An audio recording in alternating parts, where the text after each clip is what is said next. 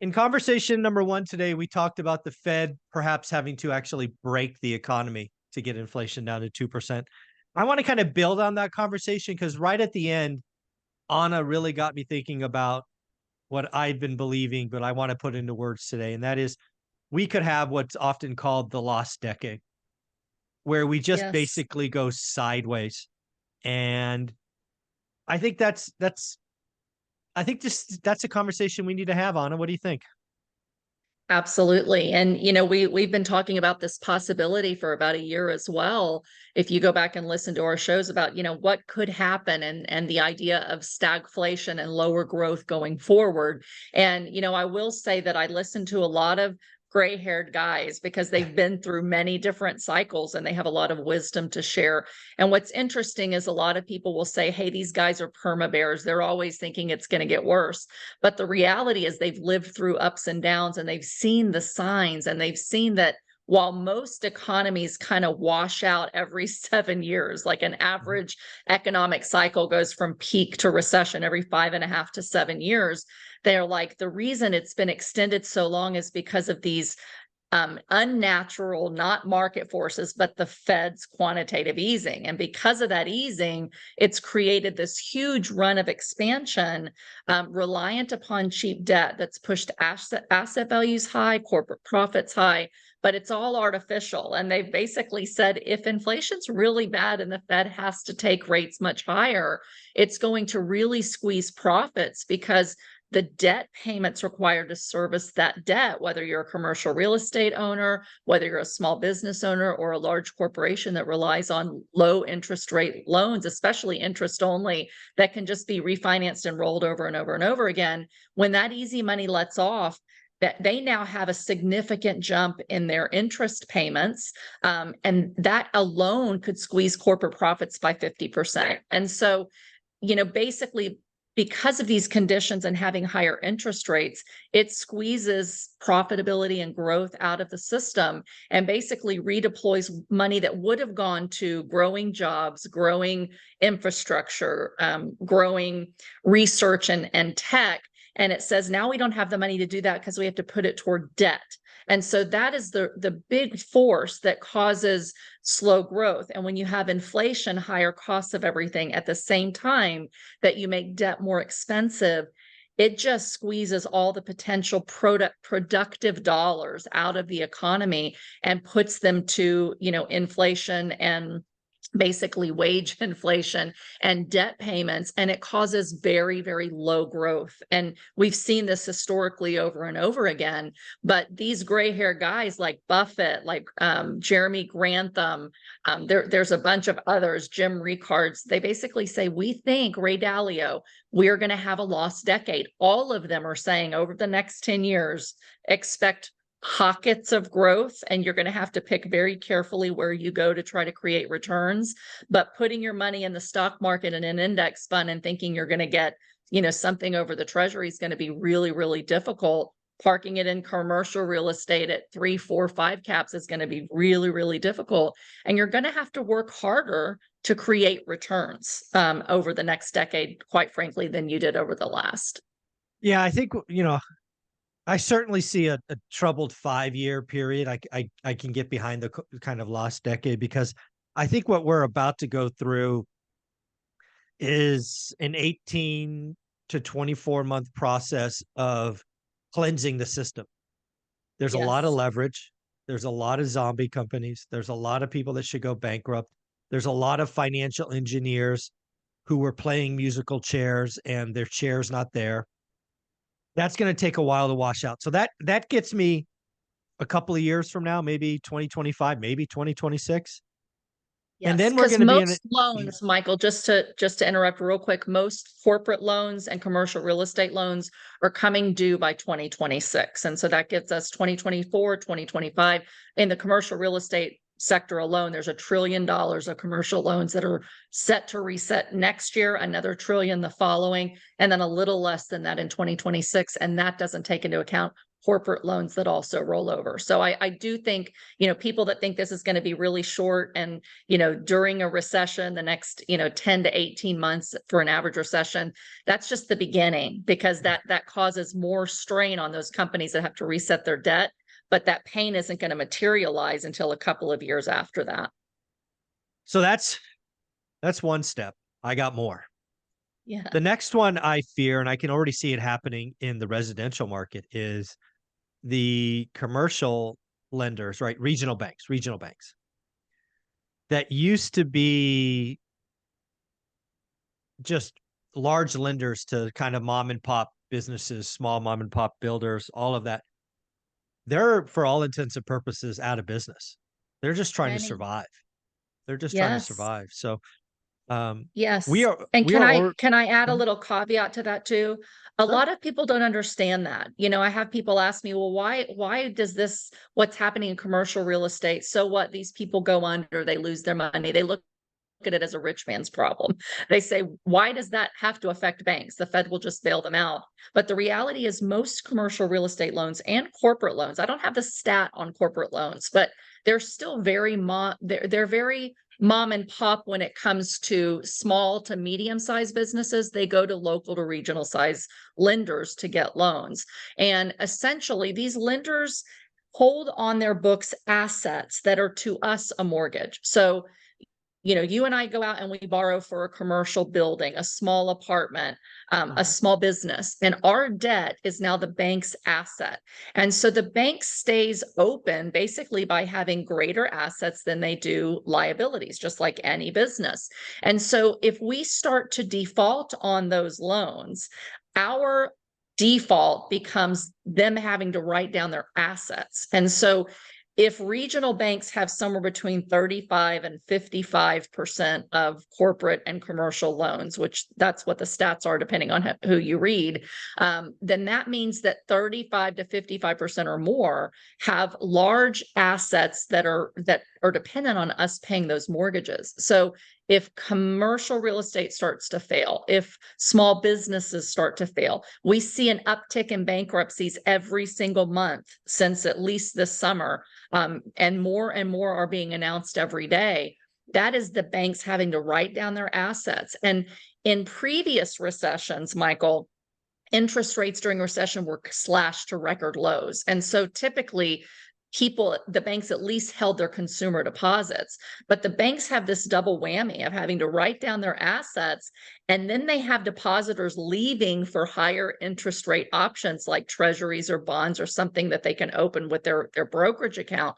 So they've got this double whammy that makes a bank very quickly insolvent on paper, having to raise more reserves than what they can. And if they can't, they fold. And this is, I'm not being a, doomer when I say this, but the reality is if you look at the run up of interest rates and inflation in the 70s, what followed right after was a savings and loan crisis because the asset bubble popped, the value of everything that was collateral went down, and those banks became insolvent. And we're seeing that already.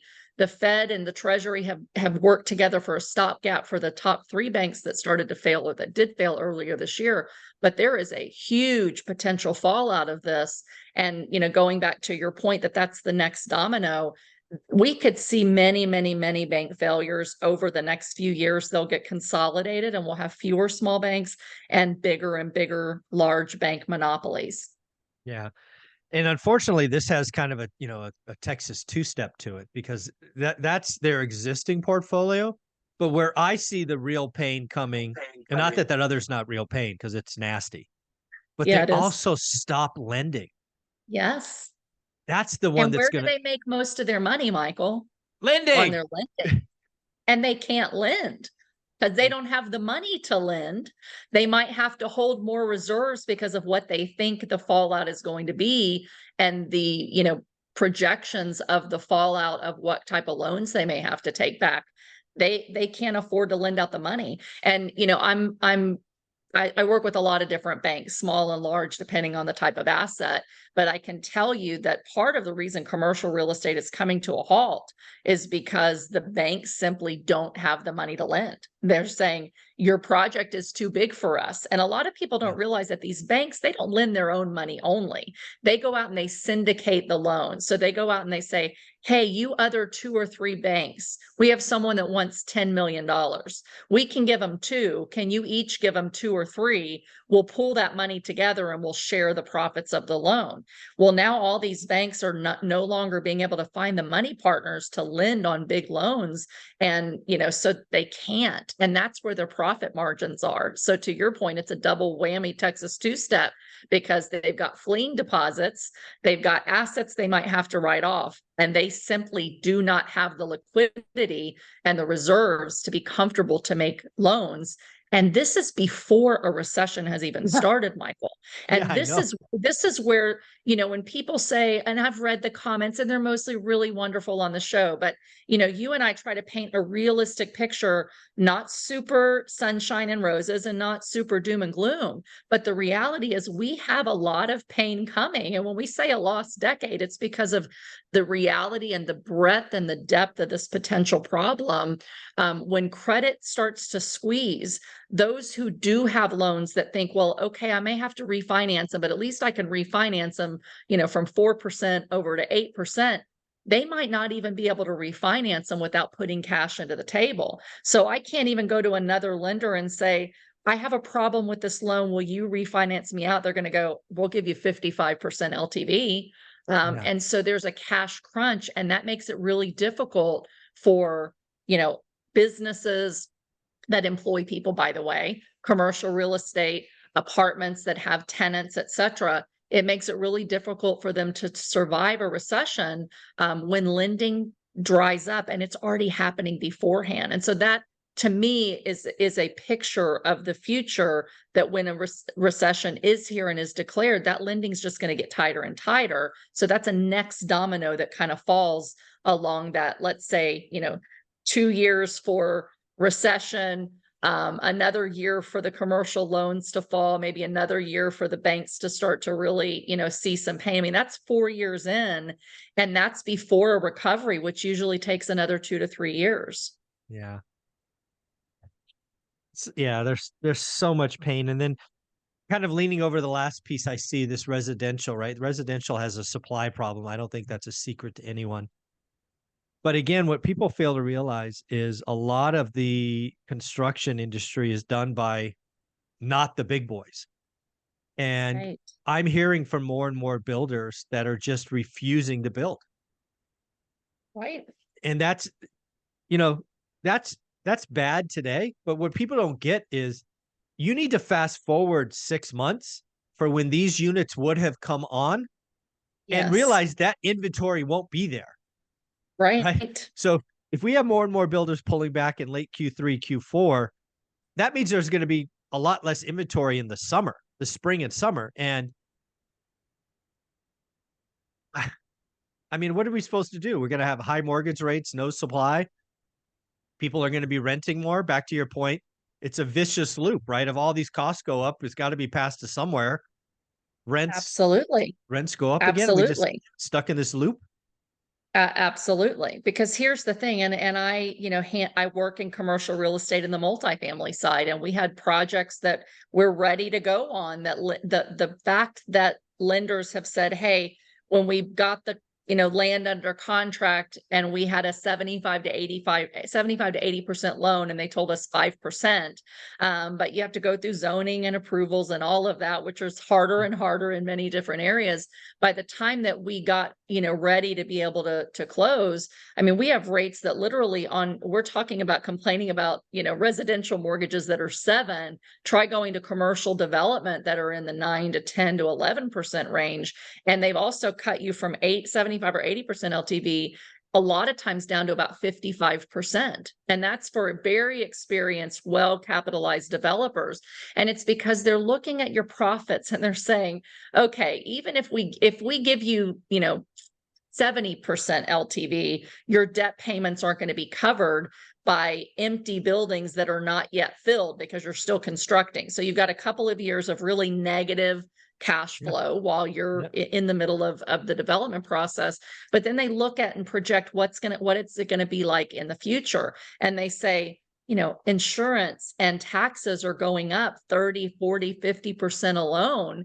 The cost of your construction crew with wage demands is going up.